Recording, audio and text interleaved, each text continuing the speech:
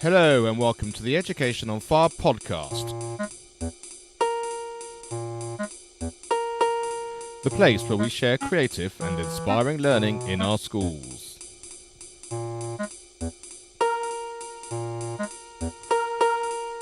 Season 6, Episode 94. Hello, welcome back to the Education on Fire podcast. My name is Mark Taylor. This week, as we continue the English and Literacy season, it's my privilege to be able to bring you a live lecture given last week by Professor Teresa Cremin, entitled Reading for Pleasure, Developing Readers for Life. Now, this lecture is brought to you by the National Association for Primary Education, who every year have a lecture based on the life and work of Christian Schiller. As you all know, NAPE, the National Association for Primary Education, are the sole sponsor of the Education on Fire podcast network and Primary Music on Fire membership site. So it's a real honour for me to be able to share the great work they're doing and be able to bring you such a wonderful lecture and experience. So I hope you enjoy this. This is Professor Teresa Cremin, Reading for Pleasure, Developing Readers for Life. I feel we are enormously privileged to have you with us, Teresa, and I think we're all very much looking forward to your lecture this evening. Teresa Cremin. Thank you. It goes downhill from here, I fear. But anyway, thank you very much, Robert. And I'm glad to be here to share some thoughts on reading for pleasure and developing readers for life with you all tonight. As Schiller said, our aim then in helping children to read and write is not to instruct them in a skill, but to show them how to use and how to love books, how to use language and how to love books.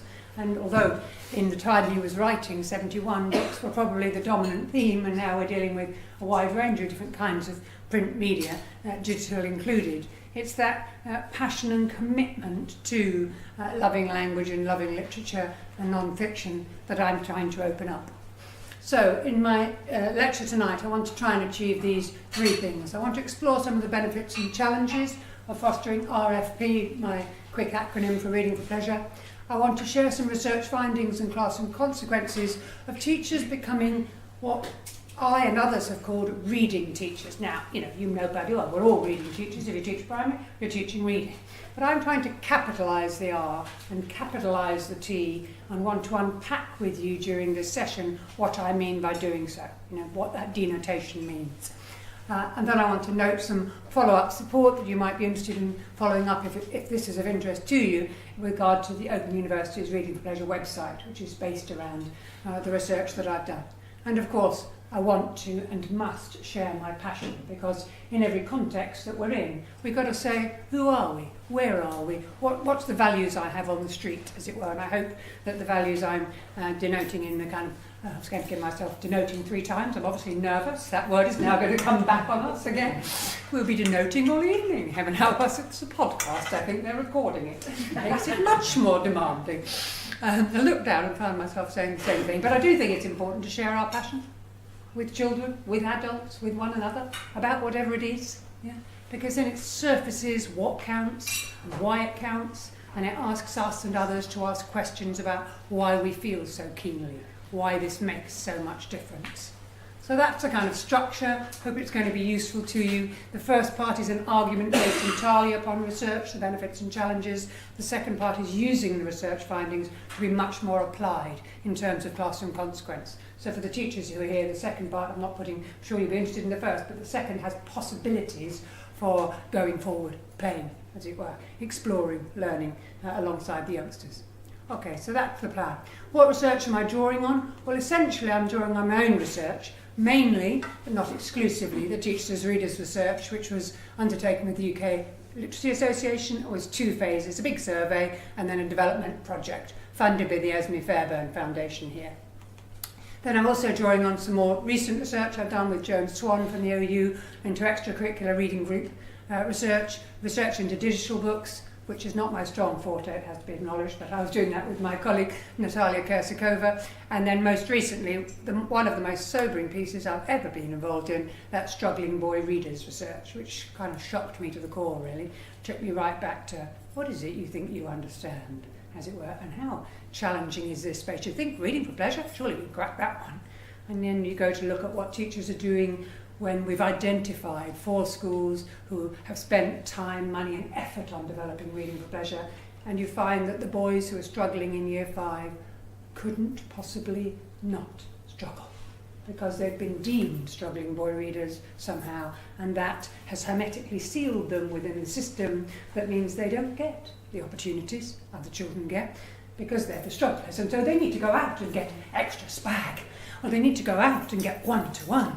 So they miss the reading aloud opportunity, and they miss the chance to go into the reading corner and choose what they might want, because they have yellow box, because they're yellow box readers. Do you see where I'm coming from? It did shock me enormously, because we'd gone to schools where I had reputational for being fabulous at reading for pleasure. We went to look at the best practice to see if the strands of the Teachers' Readers research were being emanated out, and it was quite the antithesis, and made me realise how jolly complex and how important it is that we keep on this door, we keep open this understanding of trying to move further about what we mean when we say reading for pleasure and what we mean when we look at it in the classroom. And then, of course, I'm drawing on other people's studies too. So just to give us the definition for this session, I'm seeing RFP as volitional, an act of choice. You choose to do it. If you're reading for pleasure, you might be reading a tweet. There's your grandson's born. You know it's going to happen today. You're going ping, ping, and when it comes in, you're dying. We were about a fortnight ago dying to know the name of this new grandson. Arthur Elliot is the answer for that question. It didn't please my husband, but I think it's a lovely name. So that was a kind of tiny tweet, as you were. Choosing to read, knowing one of those pings means his name will be in there. This new person in our family, in our world. In another context, it might be the newspaper on a Saturday morning, because after all, reading can involve any kind of text. It's not just books. It's only us who get ourselves book-bound. It can take place anywhere. Yeah? So you might be in a Caribbean idyll, you might be on the bus, yeah? You might be at the kitchen table, and it can be both solitary, in that moment as it went ping, and I went, oh, Arthur Elliot, and my husband goes, what? And I said, Arthur Elliot, again, as it were, social and interactive. It's always, though, this reading we're engaging, whether it's for pleasure or otherwise, dependent on the text that we're engaging with at that moment, and the context, the social context, the historical context, the frame for it. So, I thought we might start with the story, since if we're going to share some pleasure in reading tonight, then we should have some common text for all of us. A text in common. King of the Sky, by Nicola Davis, illustrated by Laura Carlin. It rained and rained and rained. Little houses huddled on the humpback hills, chimneys smoked and metal towers clanked. The streets smelled of mutton soup and coal dust, and no one spoke my language. All of it told me, this is not where you belong. Just one thing reminded me of home, of sunlight, of fountains, and the vanilla smell of ice cream in my nonna's gelateria. It was Mr. Evans's pigeons in their loft behind my house, cooing as if they strutted in St. Peter's Square in Rome. Mr. Evans's face was crumpled, and he could hardly walk, but when his birds flew, he smiled like springtime. I stood beside him and I watched as the pigeons soared above the chimneys and the towers, up to where the sky stretched all the way to Italy.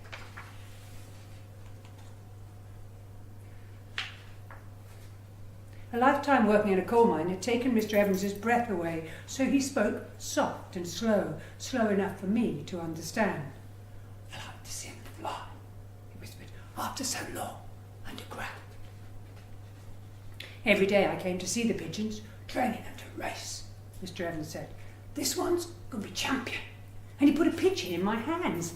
I felt its small heart racing beneath my finger, and the push and power of its wings. Its head was whiter than a splash of milk, and its eye blazed fire. Name him, he's yours, the old man said. I didn't have to think. Read a cello, I replied. King of the Sky. Mr. Evans showed me how to catch the birds and slip them in a basket, and then wheel them to the basket to the station in a barrow. How far today then, Mr. Evans? The station master would ask, and my friend would name a station up the line, 5, 10, 20 miles away, a little further each time. You don't need a map like we do, Mr. Evans told me. They're born, knowing how to find their way. All they need's a bit of practice. Back at the loft, we'd wait, eating Mrs. Evans's Welsh cakes and squinting up at the light. Look out now, Mr. Evans would say. Keep those young eyes of yours peeled. It never took them long. From places far away, places they'd never been, the pigeons flew home, straight and fast as arrows. But that pigeon with the milk-white head was always last. Still, Mr. Evans said he'd be a winner. He's a hero, old man wheezed, just like pigeons in the war, carrying messages when they're shot. Just you wait, see. Every day, Mr. Evans grew a little weaker, and by racing season, he couldn't leave his bed. So I put the race rings on the pigeons' legs, and I took them to the station, and then I scoured the sky for their return and checked them in. Mr. Evans's bedroom wall was papered with their winnings, but there wasn't one for Raider Chelo, my king of the sky. Got the rings for distance, Mr. Evans breathed. Here's the race he's waited for, and he handed me an entry form. King of the Sky would go to Rome by train, then race back 1,000 miles and more. I smoothed his feathers. I looked into his eye and put him in the basket for the journey. A part of me was going with him, and I wasn't sure it would come back. The race day dawned. A storm blew in.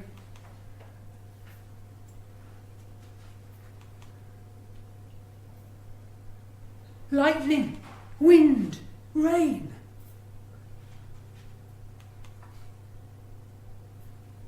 I waited for 2 whole days and nights, but the pigeon with the milk-white head did not return.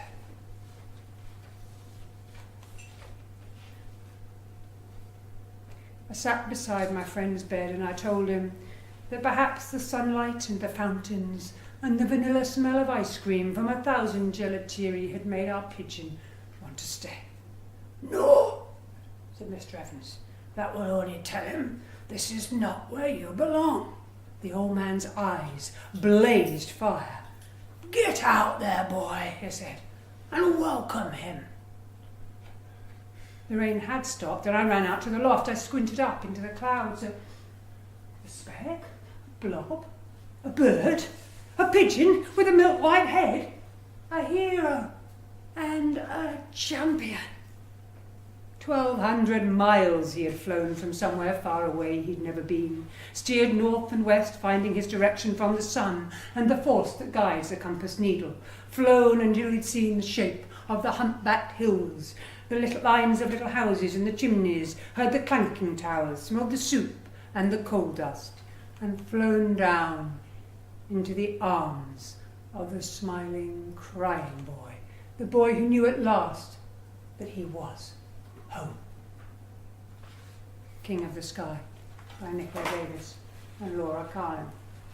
A book about difference, about travelling, about potentially being a refugee, about being left out or left in by the baby. Did you see Mummy's having the baby? Is he left out because of the baby, or is he left out because they've moved? Brilliant piece of writing, I think, by Nicola Davis, reminding us that reading for pleasure is about meaning making and choosing to make it. And by the look on your faces, some of you were making meaning and some were having a breathing space. That's called life. Every time you read a book, every time I read a book, there are going to be people who've got too much in their heads, but they've got to do the sorting. Haven't you all been there in assembly or in a staff meeting?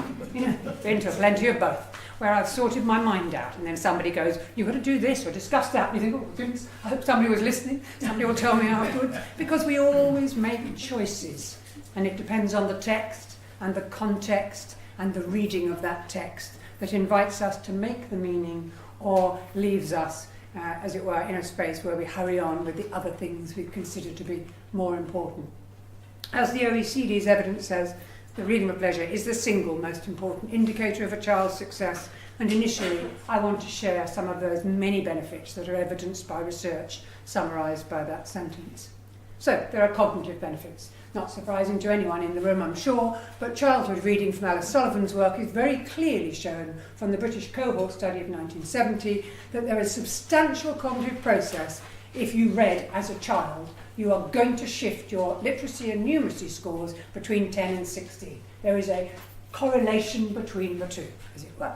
reading is most strongly linked to progress in vocab. So there we are, all running around, chasing after vocabulary. Yeah? What we need are children who are choosing to read, who are developing as lifelong readers, and us supporting them, because they'll be expanding that vocabulary, her evidence says very clearly from a very large cohort study. And strikingly, reading with pleasure, she argues, is more strongly linked than parental education to cognitive progress in adolescence. Yeah? So it kicks into touch the previous belief that mother's highest educational level will influence the education level of the child. We can change that one if the children choose to read and if we enable them to be readers. And many of them don't choose to read. So we have to look to ourselves to say, how can you shift that piece? There's clearly lots of cognitive evidence from elsewhere in the world. We've been doing a recent review of this, and this highlights the association between RFP and success. For example, in that McGrain study, which was the Progress in International Reading Literacy study, on average you got 45 points more if you marked up the paper elsewhere that said, I read for pleasure, I regularly read for pleasure. And the more frequently you mentioned reading for pleasure in that part of the paper, there was a relationship. You are, on average, 45 points more likely to score highly on the attainment. Yeah? The Sugar and Drewer study highlights, again in the US, with a study of 156,000 youngsters, something not dissimilar. Those who choose to read in childhood will be making a difference to their life chances and to their reading attainment later on. Quite sure why these are coming in this strange order, but anyway, let's just carry on and ignore it. Quite don't know what happened. I was doing connections and obviously weirded them. Senegal's work in Canada is also very interesting because that highlights about narrative writing. So it's a smaller study, only 120 young people, but there's a clear correlation between those who read outside school, choose to read voluntarily in their time, and the quality of their narrative writing. Now, this isn't a panacea, this piece. I'm not trying to suggest here that if we can get this one right, everything else will fall into place. But I kind of do think there's quite a bit of truth, not in panaceas, but in attending to this closely. A colleague of mine, Sonia, who works in Birmingham at St Matthew's, has put RFP as the backbone of their practice. And over the last 9 years, they've moved from 30% reading, as it were, on reading scores, to roughly between 89 and 91. They have really, and she says, we are absolutely persistent about it. Her phrase is, supporting the reading poor, becoming the reading rich, as it were. So she's wanting to make that difference by focusing on reading for pleasure throughout that primary curriculum, never letting it go, not letting it be something we do this year, and then next year we'll do science and revise the curriculum, but letting this be the backbone that actually runs as a red thread through everything. There are other cognitive benefits too, clearly evidenced in other studies that highlight improved general knowledge. I mean, as teachers, it's hardly surprising, is it? This one's so obvious. You know, if children are going to read more widely, they're going to know more about the world. Whether it's fiction they're reading, or World War II, Letters from a Lighthouse, or whether it's poetry and non-fiction woven together by Jackie and Robert Macfarlane, or information about Brexit. Whether or not that's going to really survive and help us, another matter, but anyway, that's a political aside. What's the kind of piece playing here? It's about independent reading, but it's also about volume of that independent reading. If you choose to read for pleasure substantially in your own life, you get through quite a bit of it because you want to do more of it, more in the newspaper, more in that fiction book, find out more about Bali because you want to go there on holiday, so you read more about it. And as you read more, you bump up that reading volume. Evans's very large-scale study too highlights that the number of books in a home is a powerful indicator of reading. 45 countries involved in that study, Evans et al., 2010, making it abundantly clear that the number of books in the home has a relationship with the reading achievement. And yet, you know, at one point or other, we had Nick Gibb go over another, pulling back on offering book trust books to our nation, as it were. But we need to be sure to get books into children's hands to take them home, that they want to read when they get there. So reading volume is a key piece of it. And some more recent work we did on digital suggests that actually teachers don't often monitor much about reading volume and choice. You know? So children may write down the book they're taking home, which is my scheme book, yeah? And so my mum reads a bit from the scheme book and then I can see all the scheme books, but the independent reading they're doing separately may not be listed. may not be monitored. And I don't mean in a hard, aggressive way. I just mean, is it known about? And are we monitoring what choices they're making in any way? Certainly the digital library systems do that for us. So something like accelerated reader, and I'm not against it per se. I'll speak about that separately, but I do think they do depersonalise it. The digital library system does it for you. Well, hello, I'm the teacher. I want to do it with you, not for you. I'm part of the enterprise. My knowledge and expertise and your interest and enthusiasm have got to be matched so that you're interested in hamsters or BMX or cooking, and I can find the book that might open the door for you so that I become the co-reader and mentor, not the monitor and curator of your reading through the system that's digitally provided for me. Obviously, there are two social and emotional benefits, a wide range of these, and I'm sure you're aware of them, although it's true to say that most of these are argued, not evidenced in quite the way that the previous studies are. So the previous studies tend to be large scale, these tend to be much more small scale and more observation based, but as Kidd and Cassano say here, readers of literary fiction must draw on a theory of mind to infer the feelings and thoughts of others. So that sense of when we engage with this text, you're beginning to feel how he feels, partly from that stunning visual. All of this told me, this is not where you belong. That's from the power of the... All of this told me it's not where you belong.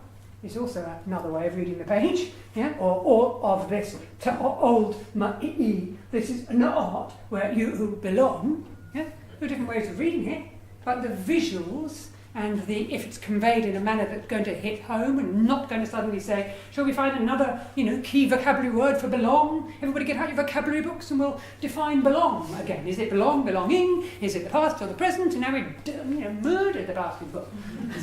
Rather than invited children to feel how he might feel. We don't even know his name. Is he Italian? Is he Welsh? Question mark. There's an opera made about it. I wished I'd seen it, but anyway. And as Rothbauer says here, reading can help mediate the challenges in negotiating non-mainstream identities. And again here, reading, individuals who frequently read seem to be better at understanding others, empathising and seeing the world from their perspective. There's a lot of interest in reading and empathy at the moment. There isn't a lot of close documentation, and it's much harder, as you can well imagine, to document the evidence that or document any evidence around developing empathy and making a relationship between that and children's reading for pleasure. It's clear, though, that as Schiller argued, we need to be able to see the world from other people's point of view, and we need to listen to what our children are sharing with us. So literature is a key part of that. There's a very interesting recent paper, just came out about a month ago, by John Jerram and Gemma Moss at the Institute, which actually is focused on the PISA, which is 15-year-olds, the international study again, 25,000 teenagers in 35 countries, and they looked at those children who report reading magazines, non-fiction, news, newspapers, and comics, and fiction. Those are your 5 choices in PISA. And they found there was a sizable fiction effect. Those children who read more fiction than the other strands of different kinds of text, not to be anti-newspapers, just to say that fiction offers us something different. There was a sizable fiction effect using regression analysis to highlight there was a positive association between reading fiction frequently and reader achievement. Now, it arguably makes sense because reading fiction is elusive, is metaphorical, is more demanding than reading, although I think sometimes reading the newspaper is very demanding, but anyway, beside the point, you can see what I'm stretching for. So that those who read fiction were associated with higher reading scores.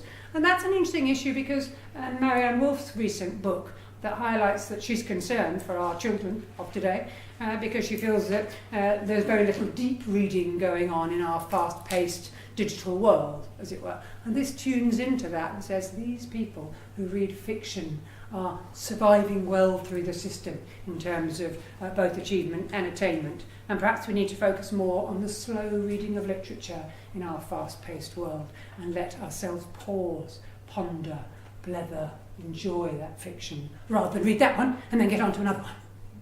Do you see what I'm doing? Digging a And there are obviously other social emotional benefits that we highlighted in our own study. When we saw that enjoyment was placed at the centre, then we found teachers participating, as I've alluded to before, as fellow readers. And then new reader-to-reader relationships developed, both between teachers and pupils and pupils and pupils. So there was a kind of readerliness going on in the classroom that was about our community of readers. And those reading communities were very relationship strong and were highly interactive. So there's a lot of conversation, socially motivated readers want to talk about. So what do I do on a Saturday morning? The Guardian will be on the table, I will have made a coffee, my husband will have the sports bit, I'll have the other bit, and then I'll start ranting. Because I want somebody to fight back at me, and then he'll start, but he doesn't really talk about sport very much, because if he starts on that, I'm afraid I can't join in, because I'm sorry for anybody in the room, but I'm not awfully interested, yeah? And of course we do have our own interests in relation to that. Of course we do, just as every single child we've ever taught has their own interests, passions. And if we don't know those children, we don't know their passions and interests, how can we find the books that are going to take them on the next step on the journey that makes that connection? So of course we have to be readers in that sense. So just to revise my quick intro, which is RFP suggests there's an increased attainment in literacy and numeracy, better general knowledge and vocab, encouraging imagination, empathy and mindfulness, and reader-to-reader relationships. Much more easily said, the OECD arguing, the will influences the skill. So engagement in reading can be a consequence as well as a cause of higher reading skill. They operate bidirectionally, like that. So reading skill will influence reading will, and so forth. So this could be really good news. We've got all this good evidence to suggest it makes a difference.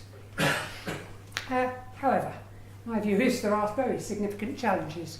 The first one is, I'm afraid in England, we're not that great in terms of children's attitudes to reading. Children's attitudes to reading are relatively low compared with their skills. So, scores on the doors, high, do I like it? I can't be bothered. Yeah? So next time round in Pearls, that's the most recent Pearls, came out in December 2017, next time round, there'll be consequence. Because if the will influences the skill and we're only focusing on the skill at the exclusion of the will, we'll have consequences. In English-speaking countries in the same study, England had the lowest ranking for enjoyment. And bar Australia, the lowest for engagement in reading. These are 10-year-olds undertaking this study. Teachers' perceptions, this was our struggling boy readers study, dear me. Teachers' perceptions of the fact that these were boys, the fact that these were from families round here, only a mum, did you know, that kind of, I'm afraid, but I'm quoting, only a mum, and ethnicity constrained the engagement of it. Many teachers in our study were saying, well, you can't expect much because, Teresa, did you know that? Well, he's a boy, he wouldn't, would he? And so my lovely girls love reading, is what, literally I'm quoting teacher's voice, my lovely girls love reading, but most of the boys don't care for it, but my husband doesn't like it either, so what are we doing? Accepting this, what's it called? Educator? Professional? Excuse me? But that's a kind of stereotype that's lain on from the press, from lots of media hype. The backwash of assessment certainly frames and shapes RFP pedagogy. So we did see, sadly, in that study, teachers doing reading aloud. And they'd been emascicated, I don't know what the word is, the wrong word, but destroyed. Reading aloud would be an easier one, by simply doing that. Comprehension questions, and you. So in the middle of a piece of chapter, suddenly, what do you think is going to happen next? Why do you think he chose the word adroit? Matthew, what do you think about the fact that his brother is coming down the stairs when it could have been his sister? But what do you think? Why do you think the author chose that? What? I mean, there's an adult and I've lost the plot. So what are these year fives doing there? And they're just answering teachers' questions. So it isn't actually read aloud. That is teaching reading comprehension. It's a bit fast-paced and it's a bit like 7 9s. But, if that's the way they want to teach reading comprehension, fine. Just don't call that reading aloud on the curriculum. And give it a space where reading aloud is offered for genuine engagement. For pause, for ponder, for thinking. Tell your neighbour, do you think he was Italian? I mean, what was that business about Rome? Yeah? And tell your neighbour, why did the author either keep saying that about, the red eye? Did anybody notice the red eye came twice? Did anybody notice the white head came twice? If we took this, printed it out, took away the pictures, you could see that literary artifice is extraordinary in that text. But I wouldn't want the answer coming to me, because I don't need to know, and I don't even know there is a right answer. I'd love it if you chatted though, and then I'll chat to somebody else. And then in chatting, we might begin to build our meaning, not destroy our pedagogy, because we're so obsessed with the scores on the doors that we direct our practice towards it. And then teachers' knowledge of kids' literature is dominated by dull and celebrity authors, as we've very clearly shown over time, and that professional conceptions of reading and RFP tend to be rather book-bound. I have to put the noose around my own neck for that. I find myself having to literally concentrate and make sure I'm including the digital, because I was brought up in a family when digital wasn't around, and so I read books, and I think of it still as books, and I have to say, come on, Teresa, wake up, you're in the 21st century, hold on to it. Natalia keeps reminding me.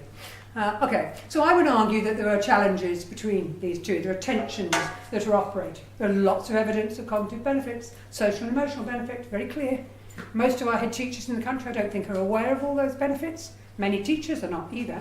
But equally, at the same time, because they're only being assessed, and aggressively assessed at that, on the final scores, then one can understand the pressure that pushes towards reading instruction. And yet if we could find the way that the will and the skill can feed one another, which they do if we foster it, we'd be able to build readers for life, which must surely be the maximum entitlement, develop lifelong readers who choose to read, rather than only children who reach the expected standard and who read for the system and then stop.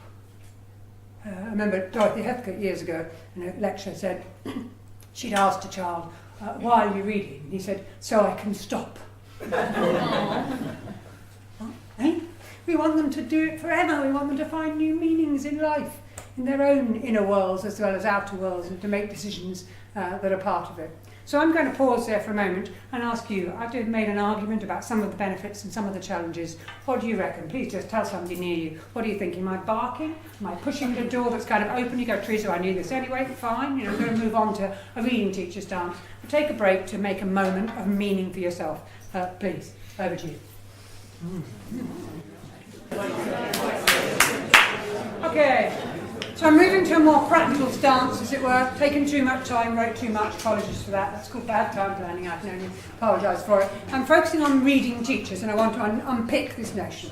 I want to kind of just ask us some quick questions. Who are we then as readers? Might we share who we are as readers with children? What's in school even? And might we reflect on our experience of reading and learn valuable lessons for developing lifelong readers? One of Schiller's strong strengths was to being creative, coming at things from another way. We've come at things for years from the, all right, well, I'll change my pedagogy. They won't give lots of reading aloud, and I'll change my pedagogy. We'll all have independent reading time. Back in, whenever it was, the late 80s, the HMI purple ripple documents, some of you are not old enough to remember what I'm talking about, and some are. I remember meeting in a teacher's centre and discussing the fact that we were doing a lot of reading, independent reading time, and that was valued and supported. A few years later, the National Literacy Strategy came in and said, enough of this independent reading time, for goodness sake, teach them to read. Don't just give them the space to do it. And we must surely have both. Somebody needs to give me the skills to do this, but they also need to give me the chance to sit down and get my nose in a book that I want to read. Not what you want me to read, but what I chose. And if you don't like it, tough, because I do like it. I don't like what my husband reads, and I don't want to dislike it. I couldn't give a fig about it. So does that make me criticism of him? It's just mine. He doesn't want to read what I would read in a Red magazine or something, and think, Teresa, you can't afford that. You're not buying it. I'm not paying for it, etc. We're allowed to be different. And so one of the pieces we did in our own study was focus on this reading teachers notion, holding up a mirror to our own reading practices in our lives, my life, not our generic lives, my life, and say, what do I do? When do I do it? What does it mean to me when I do it? And then when I begin to ask some of those questions, who am I as a reader? Could I share some of that in school? Would it be useful to anyone? Yeah? Would it be useful to the children? Because I'm not in there to showcase who I am. I'm here to educate them, enable them, enrich their lives, enable them to be lifelong readers. So I want to kind of unpick some of what we did on that journey. Those were the findings from the whole study, but the piece I'm focusing on in this lecture is being reading teachers. It's the most creative strand. The others are arguably obvious, as it were, although our research did document the very big difference knowledge makes. So let's start with that knowledge. If I'm a reading teacher, capital R, capital T, then clearly I read, don't I? Yeah? So that's fine. Over to you for a quick conversation with somebody about 1 minute on something you've loved. Maybe it's one of those, maybe it's something different. Some kids lit you've loved. Over to you for a quick convo. Okay. As my own work and that of the National Literacy Trust showed, we are rather dull dependent. In our survey of 1,200 teachers, only one person mentioned Carol Ann Duffy, 24% couldn't name a picture fiction creator at all, and 22% didn't name a single poet. These weren't literacy leads, they were teachers of children who are teaching children to read. If they have limited knowledge of children's literature, they're not able to either, in my view, develop readers, nor certainly become reading teachers. Yeah? It isn't enough. The subject knowledge is too scant, it's leaning on childhood, and it was utterly dial dependent. And when Christina and Anna said in 2015, can we use one of the same 3 questions you used in our survey around teachers' knowledge, said yes, and the same answer came out, dial dependent. Williams came in by 2015, yeah? He wasn't the next. The rest are celebrity authors you could name now. No criticism of a single one. But that isn't enough. It isn't enough because children's authors are producing brilliant books now. Today, new authors are being, publishing for the first time. I and you, each one of us, have a responsibility to get to know them. Because how are we going to bring children forward if we're not aware of what might suit them if we knew them as well? So you'll want to widen the reading challenges, we always do. You might want to read book awards, you might want to have, as one school I know in Cambridge, they have every staff meeting, doesn't matter whether it's on math, PE, RE or sausages, as it were, somebody reads a book aloud. Yeah? It has to be a different somebody each time, and it has to be on the whiteboard so it's been scanned in, and then they share it, blather about it and move on. Because that way, begin as a staff to widen their knowledge. UKLA Book Awards are brilliant because they're judged by teachers for teachers. It's just worth hitting the net and seeing what the last 2 years are and say, OK, we've only got £100, let's spend the £100 wisely where teachers have said these books work with our children. You might also go to Carnegie because the Carnegie Medal, stretching up the top end of 2 to 3, have been going since 1937, and they are usually brilliant books, sometimes very demanding and contentious, that's true, but they are brilliant nonetheless, judged by children's librarians across the country. We need to get to know the best so our children have access to that highest quality. Not to suggest that we have a list that everybody must read. I'm not quite sure about that, because if a list everybody must read, would my husband's rugby be on it? As it were, if he was a child, I mean, would it be there? Or would it not be there because we haven't found anybody who's written apart from Tom Palmer about rugby? I know the only person I know who's written about rugby. Then we want to make the step of, if we've got this knowledge, we need to share it. Fabulous Carl Duke from Lincolnshire, Lawton, C of E Primary, sharing his knowledge. He's their teacher and he's sharing his knowledge with the brilliant books on the door, outside and on the corridor, saying, this is me, this is what I've read recently, and changing it. Others might be saying, this is what we're reading, on the door, have you read it too? Come and chat to me about it. Come and talk to me about it. It sounds a little bit imperious, doesn't it? Come and have a blether, or do have a blether if you want to. I'm always very conscious of the kind of words we use. Come and talk to me. I know it being a bit rude to the person who put it up, but there we are. I'll apologise to her. She knows I've already said it to her face. So, or are we saying, come and have a chat? You want to have a chat? Keeping it low key. This is about developing pleasure and choice, not about requirements. This is Carla from the Teachers' Reader Study. She said these are my desert island books to her class of readers. She was focusing on case studying 3 kids who could read but didn't choose to. And by the end of the year, they could read and did choose to because they began to like stuff and misliked. Different stuff, not because they want to read okay. In fact, one of the kids said, my mum reads okay, and then looked at Carla as if like, maybe you're a bit more human than I thought, that kind of. And then they began to do some reciprocity, so Top Gear magazine, Animal Ark. I was interviewing these kids and Chloe said, there's loads of reading on my phone, and I thought, good for you, Chloe. You're recognising reading in the real world rather than feeling it has to always be books, because maybe books haven't served you well in the past. Although she was able to identify Animal Ark also that she wanted to take. Giving that chance to read aloud so that when we share or have a book knowledge, I want to share that book knowledge. One of the ways of doing that is to read aloud. And so I just thought I'd give you a quick poem while we're on it. So, pinch, pinch, pinch, fly, fly away, birdie, birdie, birdie, fly, fly away, clap hands for mama till daddy come, daddy bring cake and sugar plum and give baby some. I mean, the Caroline Vinci's illustrations are just lovely, aren't they?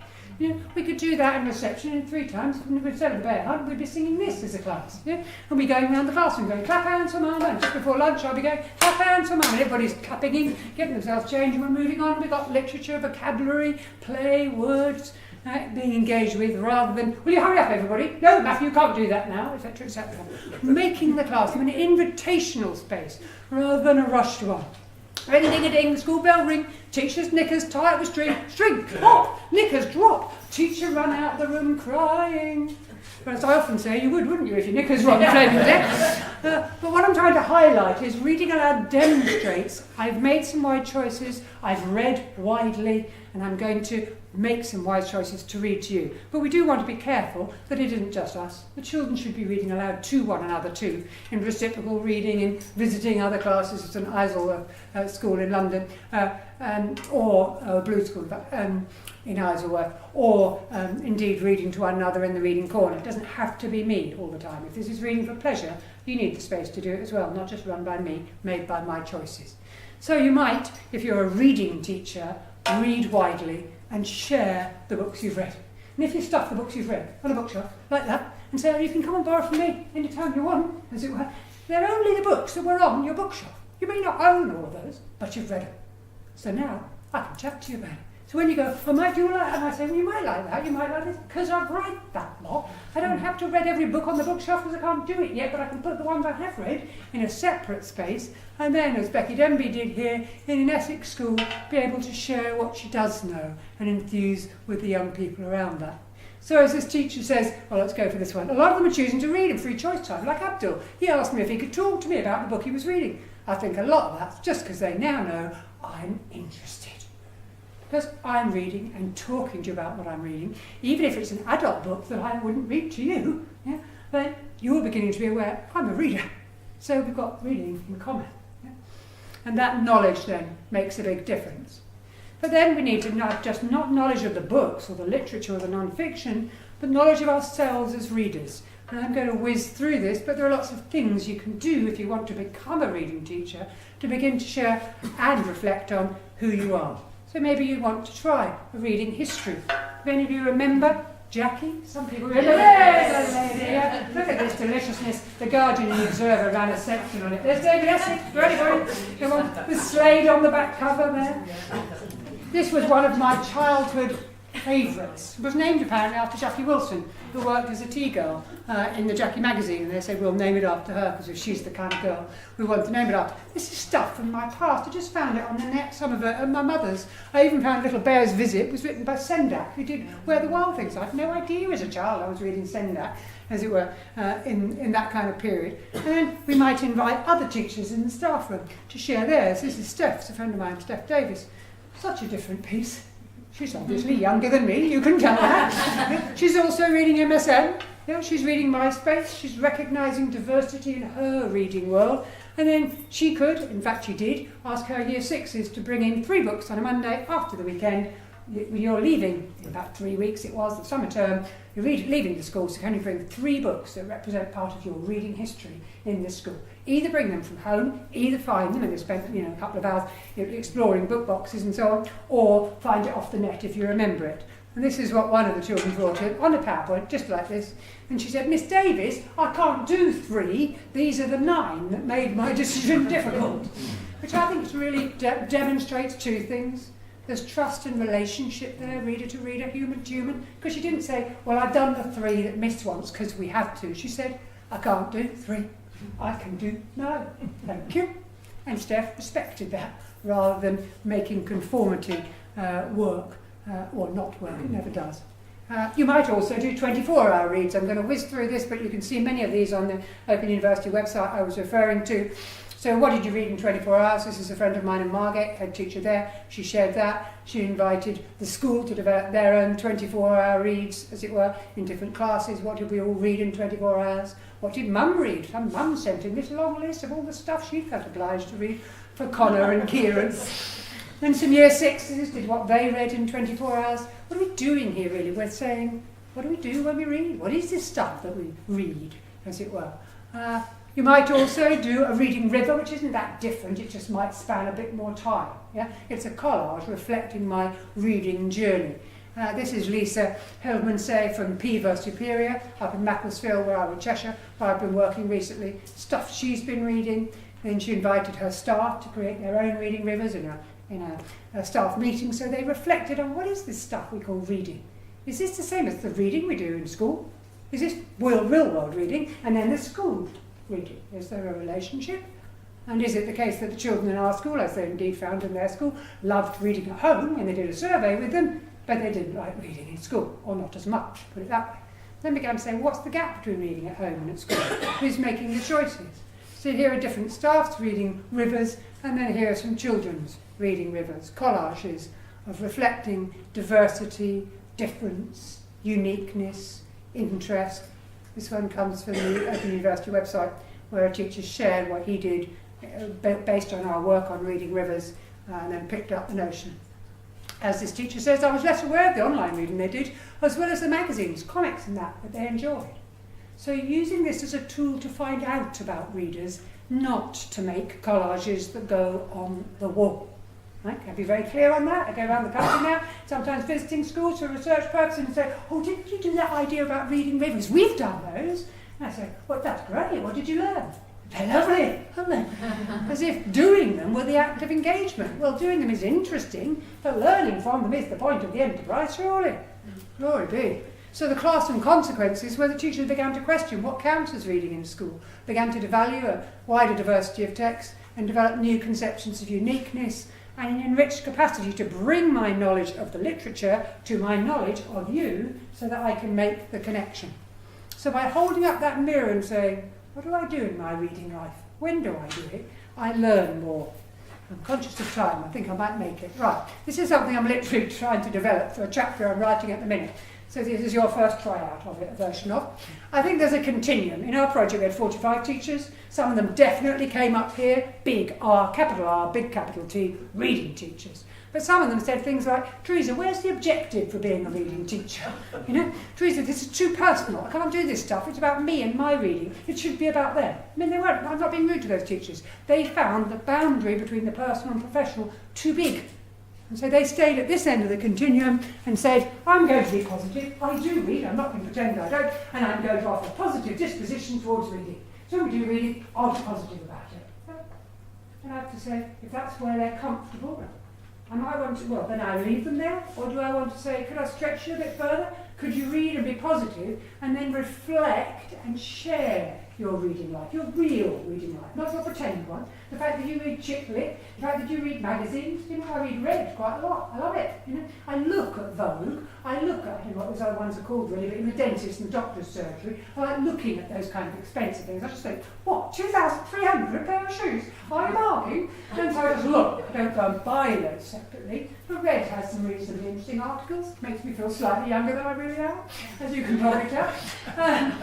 So they share their reading lives and then they get to know the kids. So that's kind of where we've just been. I started with the teacher knowledge. I'm now moving to the, okay, let's reflect on reading. What does it mean to us? What do we do with it? Of course, there's lots more you can reflect upon on reading, like how I get emotionally engaged and upset when I read sometimes, angry or sad.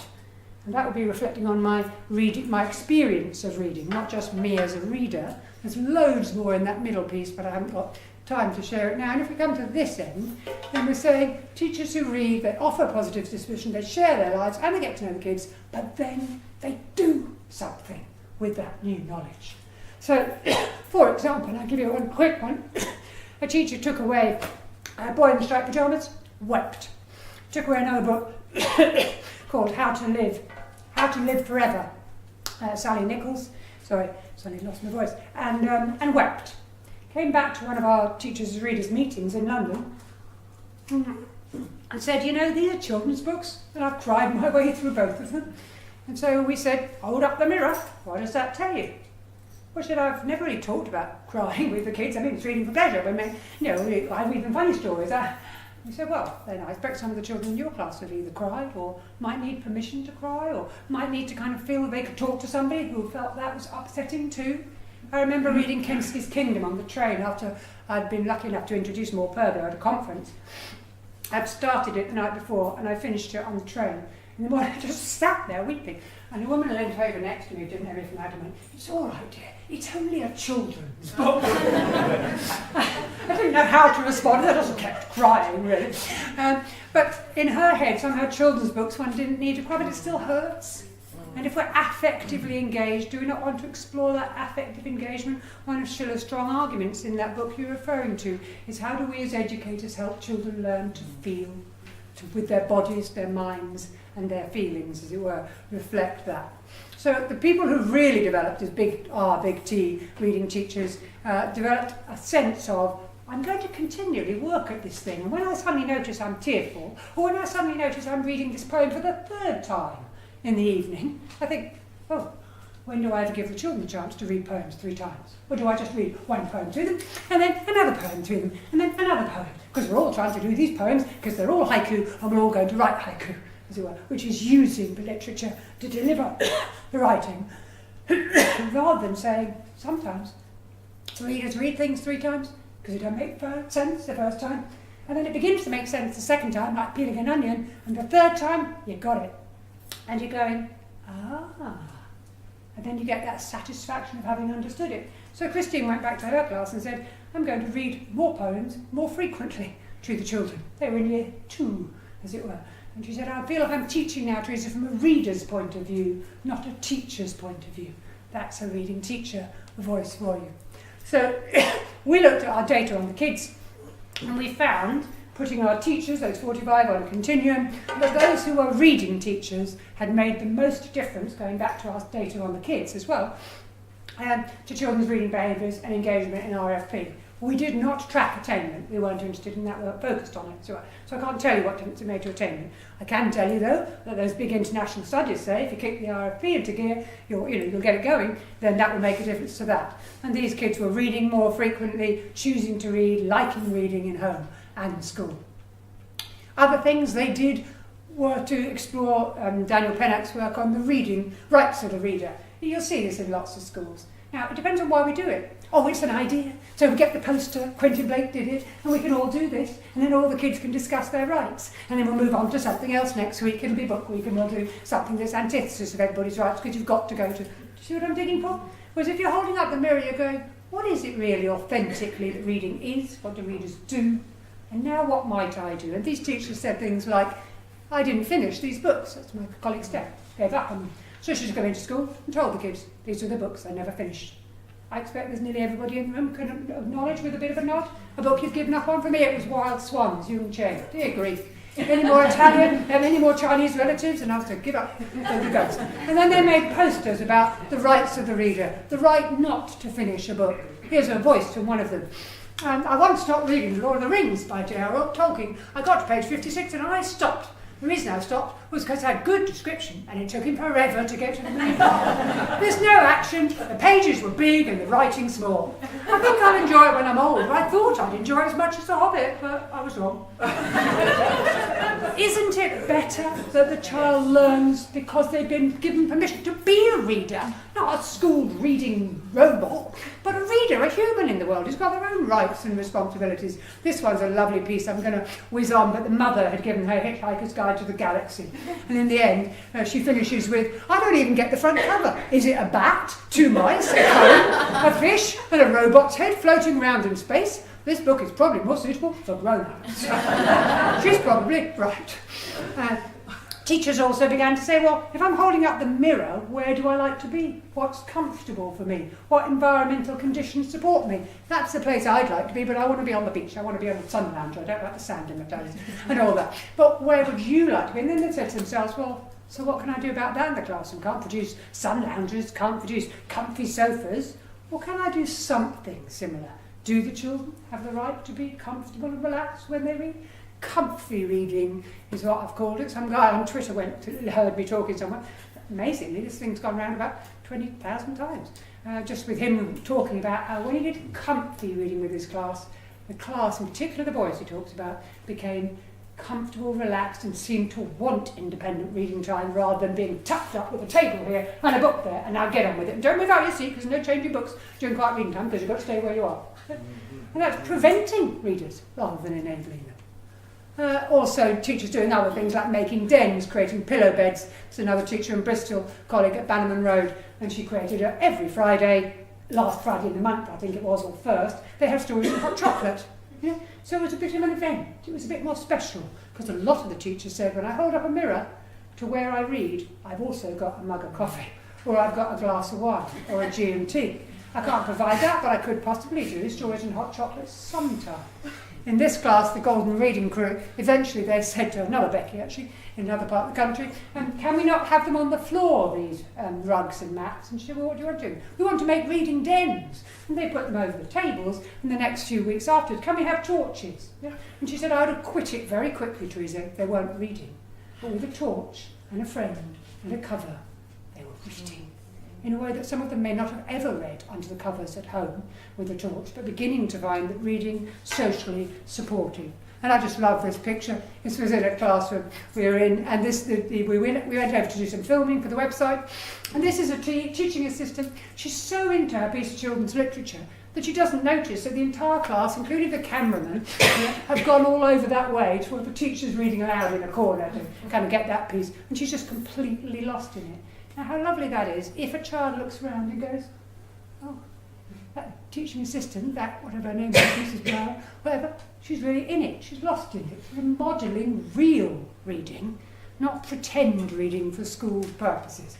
The right to read anywhere. This teacher's developed outdoor reading adventures every Friday. There's forest school after school, and she used to have 16, they now have to have 2 members of staff because she's got so many kids who want to come and read in the outdoors after school on a Friday for an hour. The right to share your reading or not, that was that same Bristol classroom, Bannerman Road, and these two, Year 6, were reading Flip Flap Safari. And the cameraman was filming them, and for all my values, I must say, if I'm being really truthful with you, I'd rather be truthful than not, I was a bit, oh, can I put that on the website? You know, these are Year 6, Flip Flap Safari, you could probably get away with it in Year 2, but, you know.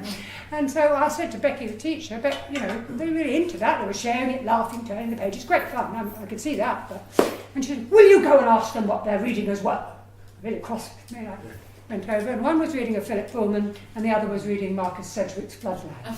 Both demanding Year 6 reads, but on that day, they made their own rightful choices and told me to quit up, as it were, wake up to my own argument. They wanted to share that reading with one another and have a laugh, which I might, indeed, with a friend, but not about the rugby.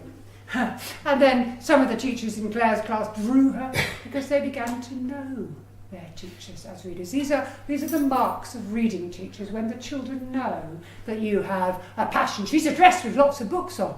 She likes to put the new books that are coming out on her calendar. She screams whenever she reads a new book. She loves Harry Potter because she got a huge version of it for her birthday. Little pieces of knowledge about their teacher who's a role model as a reader. Same teacher who runs the forest school on a Friday, showing children in that school that reading counts, it matters to her, and indeed it could matter to them. So I'm coming to a close, but I suppose what I'm trying to highlight here is, as this teacher so brilliantly coined it, I realise, I suppose, that being a reading teacher is about being a role model. And I think of myself, well, as a reader, and I talk to the children, well, as a reader about reading, rather than as a teacher about your reading, but as a reader, a human, about our reading, mine, yours, his, ours, so that we're in that community of readers. And we saw there were lots of consequences for those who did develop that journey, and I'm conscious of time, but there are lots of ways that you were probably already beginning to do so, but could begin to take the steps to become that capital R, capital T reading teacher, and documenting the consequences as you travel so that you can see the difference it might make. It's not another activity. It's another stance, a more personal, I would say, stance towards the classroom and the learners in it, and a more personal stance in relation to your life too. You might too consider joining a OU UKLA Teachers Reading Group. We've got 80 running up and down the country now, linked to the website. And if you hit the website, you'll find out more about them. We're starting again in September because the ones running this year are kind of coming to a close. So thank you for listening. For more ideas, you could go to the website, which has loads of stuff that we've been working on.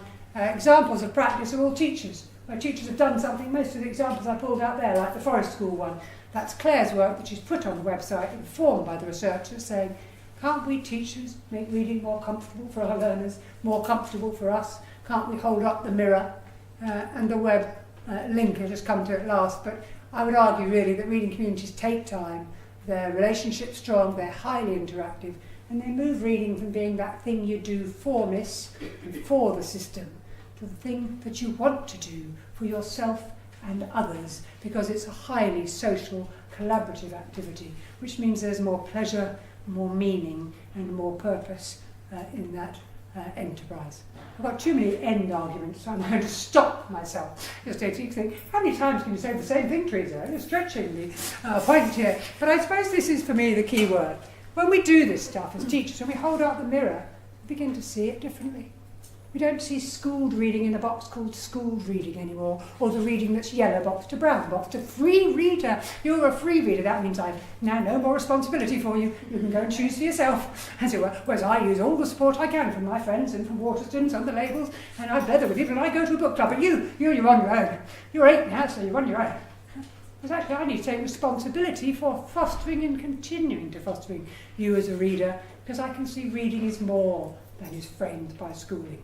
Much more, it's much richer, much more engaging, and we can get some of that rich engagement in the classroom if we recognise that. So, as Schiller said, we can succeed only insofar as we rely on influence instead of power. Power is the teacher who instructs and knows. Influence is the teacher who is a reader and who shares her or his passion and pleasure in reading in a way that's clever and creative and holds up a mirror to reading rather than just doing things, activities that move that journey. I hope that was interesting and provocative at least. Thanks for participating.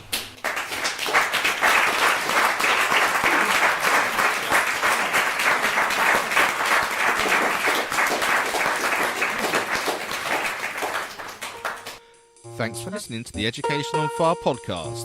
For more information of each episode and to get in touch, go to educationonfire.com. Education is not the filling of a pail, but the lighting of a fire.